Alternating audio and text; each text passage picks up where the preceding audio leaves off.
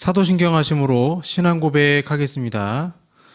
전능하사 천지를 만드신 하나님 아버지를 내가 믿사오며 그 외아들 우리 주 예수 그리스도를 믿사오니 이는 성령으로 잉태하사 동정녀 마리아에게 나시고 본디오 빌라도에게 고난을 받으사 십자가에 못 박혀 죽으시고 장사한 지 사흘 만에 죽은 자 가운데서 다시 살아나시며 하늘에 오르사 전능하신 하나님 우편에 앉아 계시다가 저리로서 산자와 죽은 자를 심판하러 오시리라.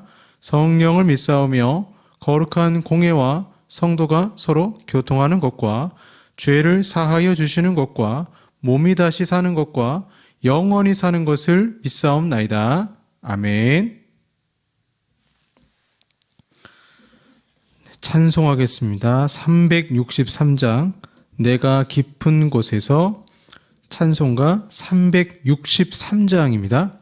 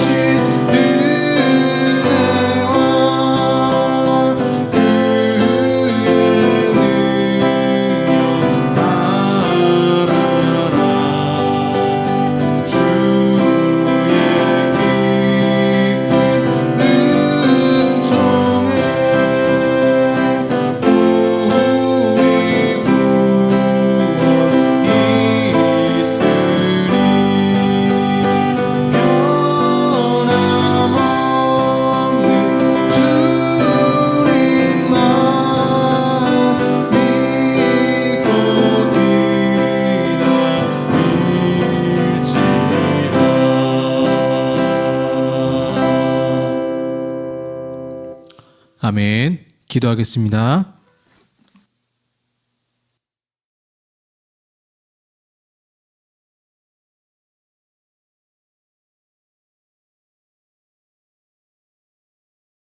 사랑의 아버지 하나님 감사합니다. 한 주 동안도 지켜주신 아버지 하나님, 대림절 우리의 소망 되시는 그 예수 그리스도를 바라보면서 우리를 구원하기 위해서 아기 예수로 이 땅에 오시고 또한 부활하시고 승천하셔서 마지막 때에 또한 심판한 자는 심판하고 구원할 자는 구원하는 심판주로서 이 땅에 오심을 주여 믿습니다. 철저하게 이 세상에 소망이 있는 것이 아니라 오직 예수 그리스도를 통해서만 이 땅에 소망이 가능함을 주님께 고백합니다. 참 암울한 시대이고 어려운 시대라고 하지만 그럴수록 더욱 예수를 바라보게 하소서. 또한 저희들 한 주간의 삶을 돌아볼 때에 주의 말씀 안에서 거하지 못하고 예수님이 소망이라는 것을 알면서도 얼마나 원망하고 낙담하며 또 힘들어했는지 모릅니다. 그러한 모든 삶들 내려놓고 죄악된 모든 것들 내려놓고 이 시간 아버지 앞에 영과 진리로 예배 드리기를 원하오니 성령께서 우리 가운데 함께하여 주시고 온전히 예배 드릴 때 하나님의 임재한 가운데 또한 주의 말씀을 깊이 깨달아 알 수 있는 귀한 시간이 되게 하여 주시옵소서. 예수님 이름으로 기도합니다. 아멘. 네, 성경 말씀 요한복음 14장 13절에서 14절까지 말씀입니다. 요한복음 14장 13절에서 14절까지 말씀입니다. 요한복음 14장 13절 14절 말씀 신약 172쪽입니다. 네, 봉독하겠습니다. 너희가 내 이름으로 무엇을 구하든지 내가 행하리니 이는 아버지로 하여금 아들로 말미암아 영광을 받으시게 하려 함이라. 내 이름으로 무엇이든지 내게 구하면 내가 행하리라. 아멘. 네, 오늘 기도 응답이 없는 이유 마지막 시간 네 번째 말씀 살펴보겠습니다. 욕심 많은 개 한 마리가 있었습니다. 먹을 게 있다면 재빨리 달려들어서 낚아챈 후에 멀리 가서 혼자 먹곤 했습니다. 힘도 아주 셌습니다. 아무리 양이 많아도 누군가와 나눠 먹는 일이 없었습니다. 힘세고 성질이 불같아 누가 나무랄 수도 없었습니다. 개는 그렇게 사는 게 전혀 불편하지 않았습니다.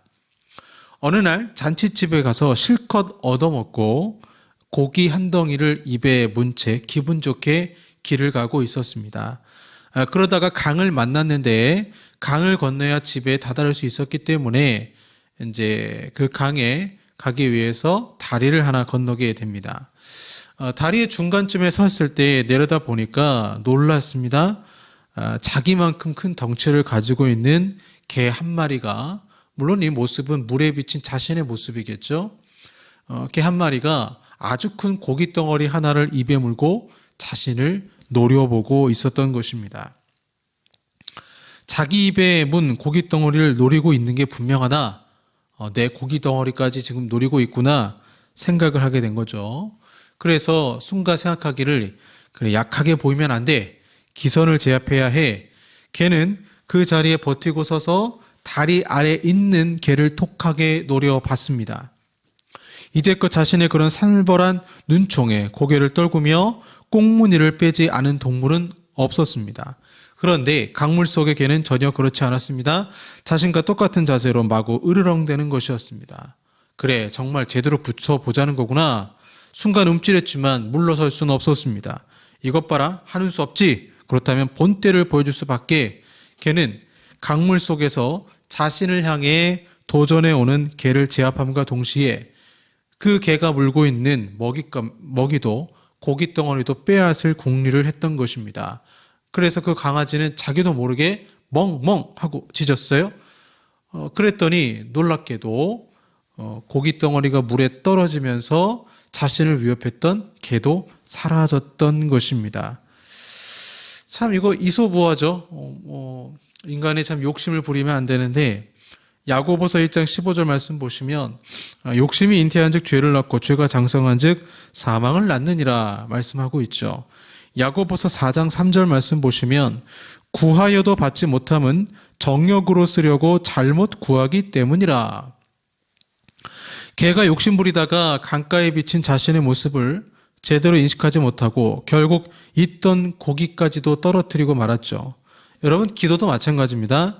많은 사람들이 기도하지만 응답받지 못하는 가장 강력한 이유가 무엇일까요? 욕심 때문입니다.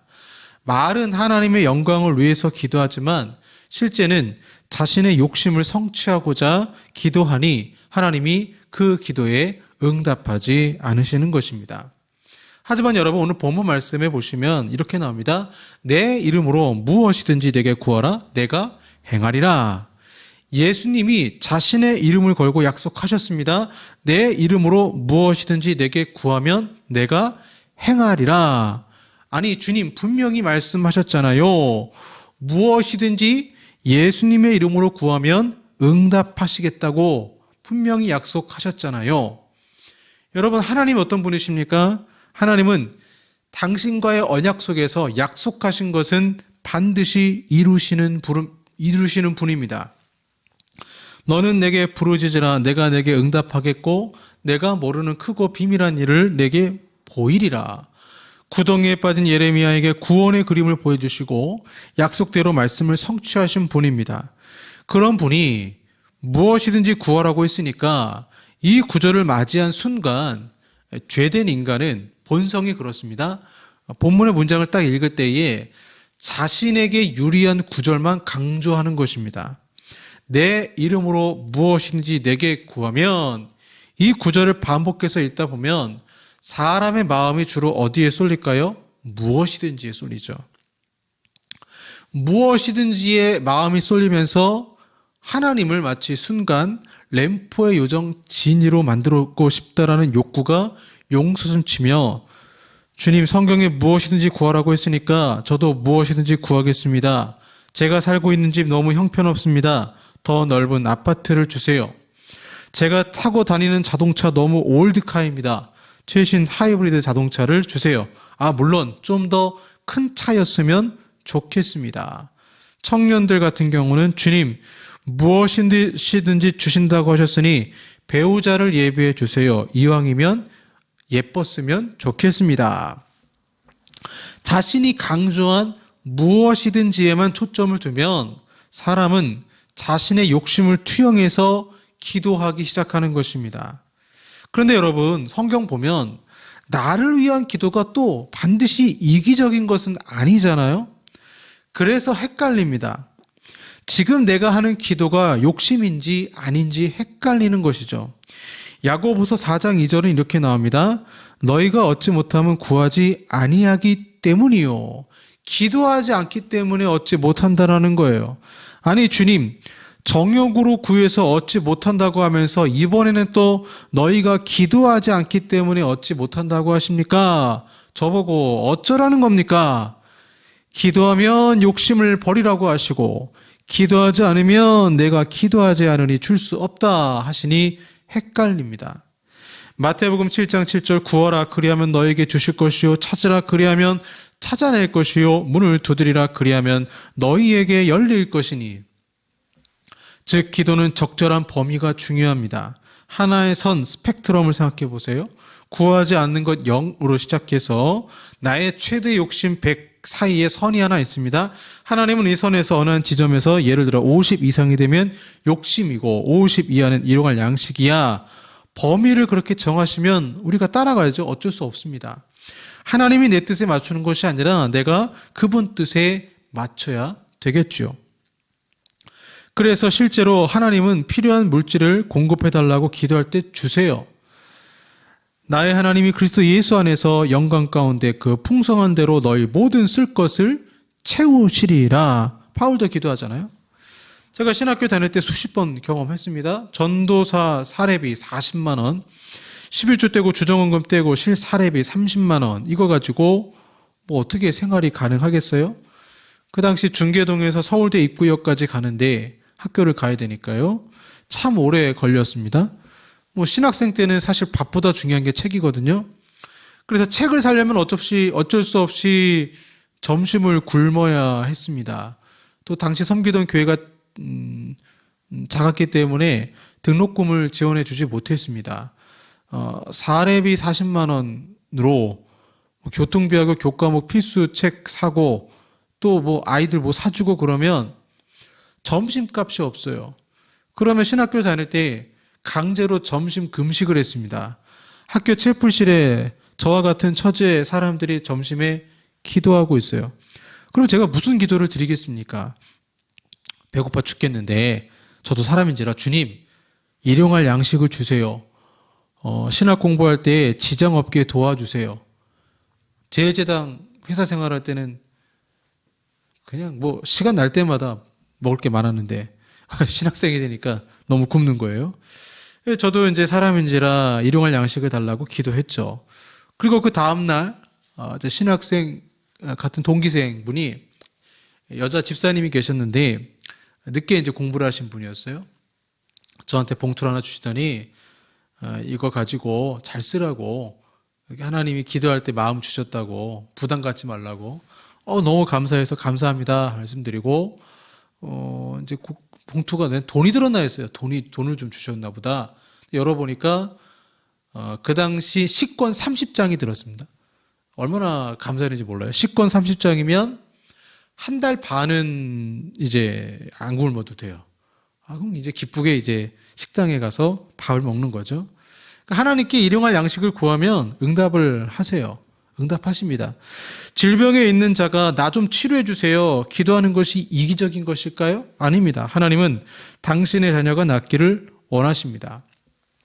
사도 바울은 본인의 몸에 가시가 없어지기를 3번 구했다라고 성경에 나오잖아요. 근데 왜 3번만 기도했을까요? 더 많이 기도해도 되는데 3번 만에 하나님 응답하셨으니까 3번만 기도한 거죠.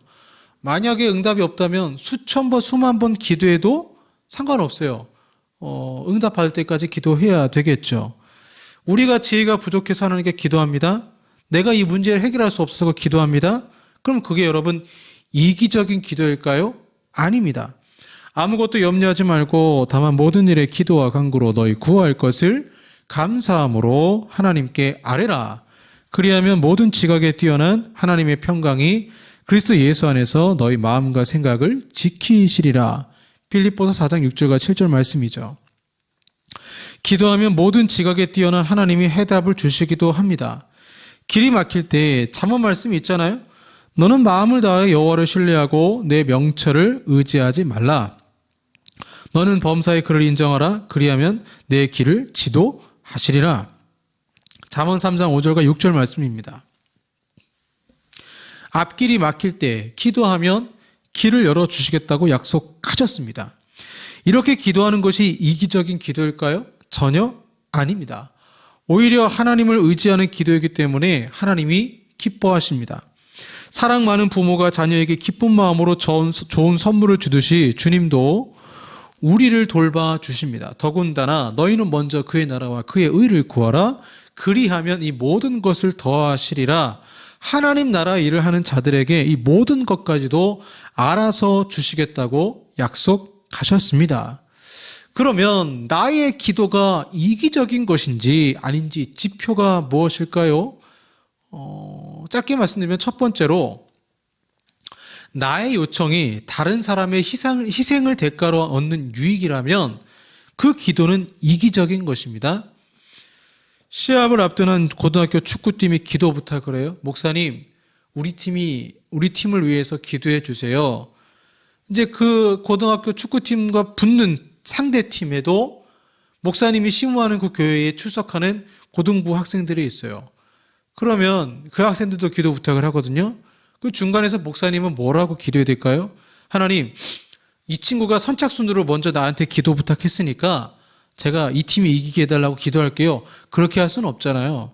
그때 목사님은 어느 편을 위해서 기도하는 게 아니라 이제 축구 시합을 하는 중에 게임을 하는 중에 부상이 없게 하시고 서로 간에 좋은 경험이 있는 경기가 되게 해달라고 그렇게 기도하겠죠. 두 팀이 스포츠 정신을 지키고 안전하게 경기하게 해달라고 기도할 것입니다. 그러니 여러분, 내의 기도가 상대가 패배를 하고 상대 유익을 뺏으면서까지 그 기도 제목을 가지고 하나님께 기도한다면 그것이 하나님 보실 때는 너의 그런 기도는 다른 사람의 희생을 대가로 하기 때문에 지금 내가 곧 응답할 수 없다라고 말씀하실 수 있다라는 것입니다. 그러면 취업은 어떻습니까? 취업도 막 경쟁이잖아요. 그런데 왜 취업은 이기적인 기도가 아니라면 취업은 일단 회사에서 정해놓은 기준이 있고 그에 합당한 인물을 뽑는 거죠. 그렇기 때문에 그것이 경쟁이 아니라 기도할 때 내가 그에 합당한 사람으로서 준비되어진다면 얼마든지 취업을 놓고 그 능력에 맞는 자리를 구하는 거니까요. 그것은 이기적인 기도는 아닙니다. 자, 두 번째로 어떤 것이 이기적인 기도인가? 감사를 모르는 것. 즉, 하나님의 은혜의 선함을 당연한 것으로 여기고 있다면 그 기도는 이기적인 것입니다. 교만한 것이죠. 매일의 삶, 미래의 삶에 대해서 하나님이 주신 것을 당연하게 여긴다면, 그리고 허탄한 것을 자랑한다면, 기도 속에 감사가 사라진다면 이는 그 사람의 자아가 하나님보다 높아지고 있다는 증거가 됩니다. 감사는 하나님이 내 자아보다 높으시다는 고백이에요. 주님 손에 맡기는 것이 하나님을 주인으로서 인정하고 맡기는 것인지 아니면 하나님을 종처럼 여기고 맡기는 것인지 확인해 볼 필요가 있습니다. 세 번째로 하나님이 귀하게 여기는 가치와 하나님의 방향과 일치하지 않는 방식으로 유익을 구하는 것은 이기적인 기도입니다. 대표적인 예가 광야에서 메추라기를 구하는 것이죠. 물론 하나님이 응답하셨습니다. 메추라기 고기를 구하는 것 문제가 아니에요. 얼마든지 배고프면 구할 수 있죠. 근데 그게 왜 문제가 되냐면 메추라기를 구하는 그 근본적인 원인이 뭐냐? 애굽의 생활 방식을 그리워했던 것입니다. 그리워했던 거예요. 왜 골프채를 구합니까? 왜 어떤 쾌락의 도구를 구합니까? 하나님을 위한 삶의 방식이 아니라 자기 삶의 방식을 위해 구하는데 어떻게 하나님의 선하신 뜻과 일치할 수 있겠습니까? 이런 경우 애들이 저한테 이제 크리스마스 선물로 예를 들어서 아빠 게임기 사주세요. 그럼 참 애매해요. 게임기를 사달라고? 책을 사달라고 하면 사줄 수 있지만 게임기를 사달라고? 게임기의 목적은 쾌락에 빠지는 것 아닙니까? 이는 이기적인 기도의 전형적인 모습입니다. 사도행전 4장을 보시면 성도들의 기도가 나옵니다. 그들의 기도는 이기적인 기도가 아니라 이타적인 기도였습니다. 그들의 기도가 마치자 하나님이 이렇게 응답하셨습니다. 그들의 기도를 마치니 그들이 모여있는 곳이 흔들리고 그들은 모두 성령으로 충만해서 하나님의 말씀을 담대히 말하게 되었다. 많은 신도가 다 한 마음과 한 뜻이 되어서 아무도 자기 소유를 자기 것이라 하지 않고 모든 것을 공용으로 사용하였다. 사도들은 큰 능력으로 주 예수의 부활을 증언하였고 사람들은 모두 큰 은혜를 받았다. 그들 가운데는 가난한 사람이 한 사람도 없었다. 이타심은 우리의 손을 베어 주님이 채워주시도록 합니다. 내가 붙들고 있는 것을 놓을 때 그때 이타심으로 비롯된 기도가 시작되는 것입니다. 마틴 루터가 절친 프리드리 미코니우스를 위해 기도한 내용이 있어요. 1540년에 미코니우스는 중병을 앓게 되었습니다. 어느 날 밤 자신이 곧 죽으리라는 예상한 미코니우스는 떨리는 손으로 사랑하는 친구 루터에게 애정어린 작별 편지를 썼습니다. 루터는 이 편지를 받은 즉시 답장을 보냈습니다. 하나님의 명령으로 자네에게 명령하니 살아있게. 나는 교회를 기억하는 일에 아직 자네가 필요하네. 주님은 자네가 죽었다는 소식을 내게 결코 듣게 하지 않으실 것이고 자네가 나보다 더 오래 살도록 허락하실 것에 이를 위해 나는 기도하네. 이것이 내 뜻이고 이 뜻이 이루어지길 바라네. 나는 오직 하나님의 이름을 영화롭게 하려 하기 때문이네. 루터의 편지를 받았을 때 미코니우스는 이미 언어 기능을 상실한 상태였습니다. 하지만 놀랍게도 그는 루터의 중보기도를 통해서 얼마 지나지 않아 회복하였습니다. 그리고 루터가 기도한 대로 친구의 그 기도대로 루터보다 미코니우스는 2달 더 살았다라고 합니다. 루터의 기도는 이기적인 기도가 아니라 이타심의 기도였습니다. 전형적인 이타심의 기도를 보세요. 주님은 제가 개인적인 유익을 위해 고난을 피하려고 어떻게든 제 뜻을 이루고자 기도하는 것이 아님을 아십니다. 저는 다만 주님의 이름이 영광받기를 원합니다. 그렇다면 여러분 다시 본문을 읽어 보십시오. 너희가 내 이름으로 무엇을 구하든지 내가 행하리니 이는 아버지로 하여금 아들로 말미암아 영광을 받으시게 하려 함이라. 내 이름으로 무엇이든지 내게 구하면 내가 행하리라.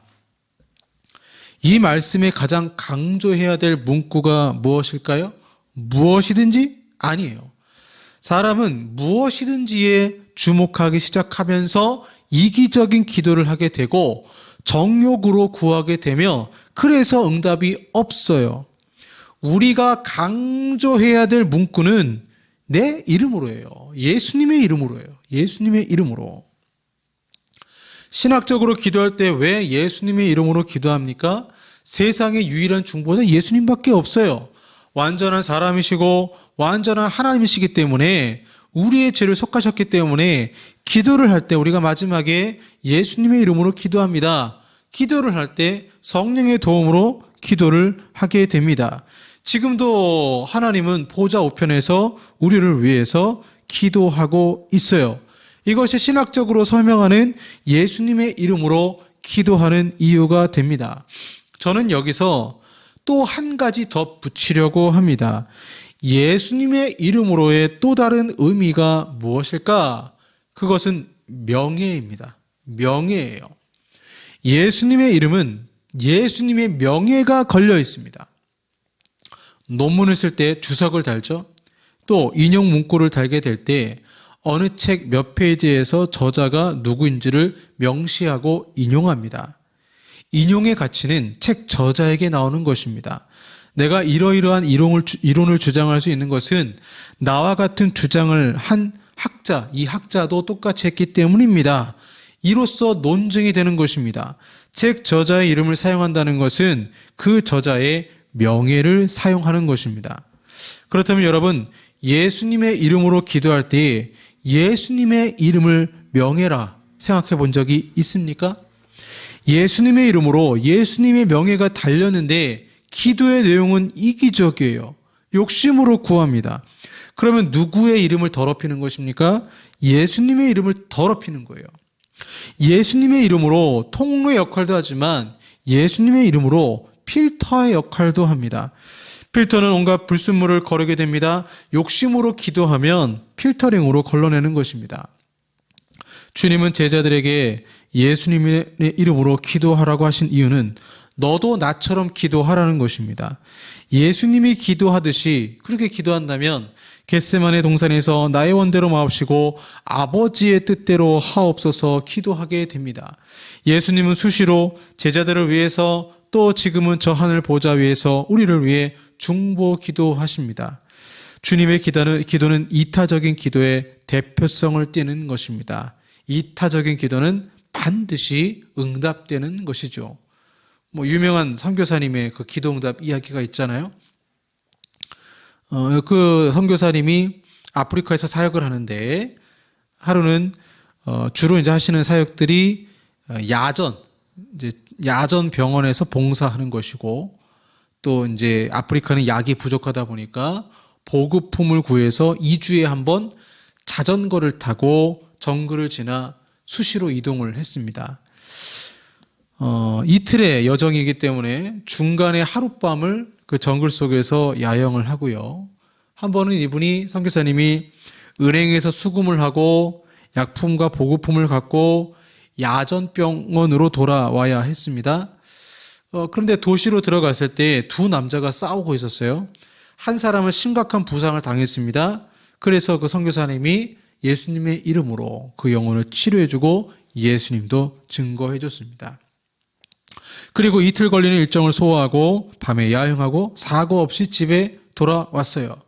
다시 2주 후에 그 여정을 반복했는데 도시에 도착했을 때 이 선교사님이 치료해줬던 젊은이가 다가왔습니다. 그가 이렇게 솔직하게 얘기했어요. 제가 돈과 약품을 갖고 있다는 사실을 알고, 그러니까 선교사님이 이 돈과 약품을 가지고 있다는 사실을 알고 이 젊은이가 이렇게 솔직하게 얘기했습니다. 저는 친구 몇 명과 함께 당신을 따라 정글로 갔습니다. 밤에 야영한다는 사실도 알았죠. 우리는 바로 옆에서 당신이 잠들기를 기다렸습니다. 당신을 죽이고 돈과 약품을 빼앗을 심산이었습니다. 하지만 텐트에 들어가려는 순간 무장 경비원 26명이 당신을 호위하고 있는 모습을 봤습니다. 선교사님이 웃으면서 얘기했어요. 아니에요. 저는 텐트에 혼자 있었습니다. 그런데 그는 계속 이렇게 말했습니다. 아니에요. 그 광경을 본 건 저뿐이 아닙니다. 친구 5명도 같이 봤고 경비원들이 몇 명인지도 셌습니다. 그들이 무서워서 당신을 그대로 두고 온 겁니다. 그때 한 사람이 뛰어올라 선교사님에게 말했습니다. 선교사님, 그 사건이 일어난 정확한 날짜를 말씀해 주시겠습니까? 그 날짜를 얘기했더니 선교사님이 그 일을 당했을 때 여기는 낮이었습니다. 아프리카 밤이었으니까 낮이었습니다. 제가 골프를 치러 준비하고 있는데 하나님이 갑자기 어느 선교사님 위해서 기도하라고 하는 강력한 그런 응답하심을 주셨고 기도하라는 메시지를 주셨고 그 권고가 너무 강력해서 전화를 돌려서 교회에서 사람들을 모아놓고 기도를 했는데 몇 명이었느냐? 26명의 기도를 했더라는 것입니다. 이타심의 기도는 다른 일을 살립니다. 26명이 기도했더니 26명의 천사가 보호자로 보여서 살해의 위협 가운데 하나님은 선교사님을 보호해 주셨습니다. 요즘 왜 나에게 이렇게 기도 응답이 없을까? 우리가 여러 가지 살펴봤잖아요. 최종 답은 여기에 있습니다. 예수님의 이름으로 기도합니다. 아멘 할 때 예수님의 이름으로 나는 그분의 명예를 생각하며 기도하고 있는가? 예수님처럼 기도하고 있는가? 주님께서 성부 하나님이 영광 받기를 가장 소망하시는 것처럼 나는 기도하고 있는가? 욕심인가? 일용할 양식인가? 저와 여러분의 기도가 막힘이 없고 반드시 응답받는 역사 있기를 소망합니다. 마지막에 예수님의 이름으로 기도합니다 할 때 그 예수님의 이름의 명예를 생각하며 기도할 때 이기적인 기도가 아니라 이타심의 기도로 반드시 응답받으시는 저와 여러분 되기를 소망합니다. 기도하겠습니다. 하나님, 이기적 자로 무엇이든지만 강조하며 이것저것 구하지만 막상 마지막에 예수님의 이름으로 기도할 때 주님의 명예를 생각하지 아니하고 욕심을 부릴 때도 많았습니다. 주님이 다른 이들을 위해 사신 것처럼 수많은 구원받을 자를 위해서 십자가에서 죽으신 것처럼 나의 원대로 마옵시고 아버지의 뜻대로 하옵소서 하나님의 뜻이 이 땅에 이루어지기를 기도하셨던 것처럼 저희들 동일하게 기도하게 하시고 예수님의 이름으로 그 명예를 생각하며 기도하며 이기적인 것이 아니라 이타심의 기도로 영광 돌리게 하여 주시옵소서. 예수님 이름으로 기도합니다. 아멘. 우리가 간직해야 할 하연이에게 찬양하겠습니다.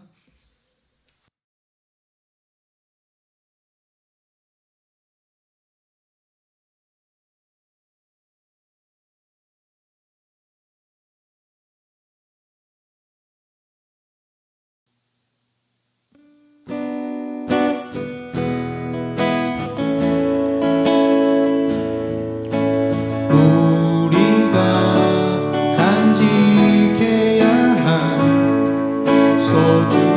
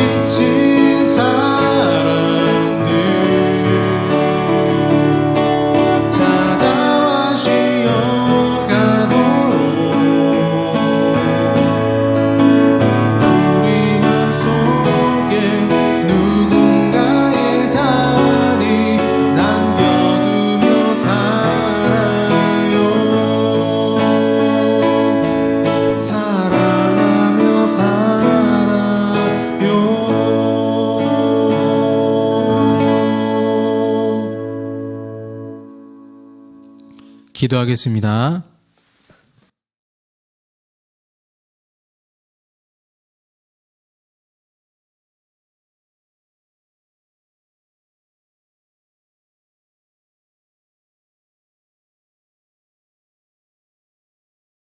삶에 지친 사람들, 고통 가운데 있는 사람들 돌아보며 살기를 원합니다. 그냥 무엇에든지만 강조하며 인생을 사는 것이 아니라 하나님 아버지, 이기적인 기도가 아니라 이타심을 가지고 때로는 중보 기도도 하고 나의 욕심을 버리는 기도도 하면서 주님처럼 승리하기 원합니다. 사랑하는 아버지 하나님, 오늘도 아버지 앞에 귀한 예물 드립니다. 이 예물이 지금 구제 사역하고 있는 그런 곳에 또한 사용되게 하시고 또 하나님이 기뻐하시는 귀한 일들과 그 사업을 위해 사용되게 하여 주시옵소서. 그 드린 손길마다 마음을 드린 자마다 기도하는 자마다 주님 함께 해주시고 일용할 양식을 구할 때 주님께서 역사하시고 또한 여러 가지로 중보 기도할 때 하나님 응답하시고 고난당하는 자 있습니까? 질병 가운데 있는 자 있습니까? 하나님이 치유하시고 그 고난의 현장 속에서 주님의 위로가 넘치며 또한 고난 끝에 축복이 있다는 것을 알고 승리하게 하여 주시옵소서. 예수님 이름으로 기도합니다. 아멘. 지금은 우리 구주 예수 그리스도의 은혜와 성부 하나님의 사랑하심과 성령 하나님의 교제교통 역사하심이 예수님처럼 이기적인 것이 아니라 이타심을 가지며 기도하며 승리하기 원하는 우리 사랑하는 성도들과 한국 교회 위에 영원토록 함께 있을지어다. 아멘.